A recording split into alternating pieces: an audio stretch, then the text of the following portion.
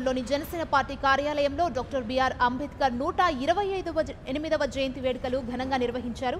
ఈ కార్యక్రమానికి జనసేన తెలంగాణ ఇన్ఛార్జ్ శంకర్ గౌడ్, జనసేన కార్యకర్తలు హాజరయ్యారు.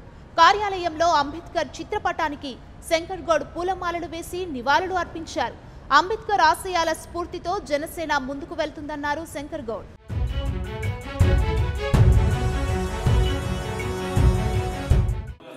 బాబాసాహెబ్ అంబేద్కర్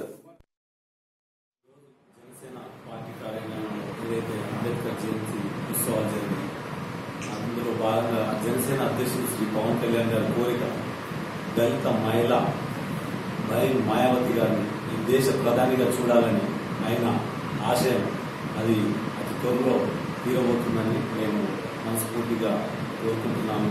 అదే రకంగా దళితుల్ని కొన్ని చోట్ల ఓట్ బ్యాంక్గా వాడుకొని ఈరోజు దళితుల్ని ముఖ్యమంత్రి చేస్తానని చేయట్లేదు. అదే రకంగా నిన్న సంఘటన మనం పంజగుట్టలో చూసుకున్నట్టయితే బాబాసాహెబ్ అంబేద్కర్ గారి విగ్రహాన్ని తరలించడం చాలా మాకు బాధ కలిగించింది. ఇటువంటి సంఘటనలు జరగొద్దని మేము దాన్ని తీవ్రంగా ఖండిస్తున్నాము. అదే రకంగా జనసేన అధ్యక్షుడు శ్రీ పవన్ కళ్యాణ్ గారు అంబేద్కర్ గారి స్ఫూర్తితోటి, బాబాసాహెబ్ అంబేద్కర్ గారి స్ఫూర్తితోటి ఈరోజు జనసేన పార్టీని స్థాపించడం జరిగింది. Please subscribe to New Waves.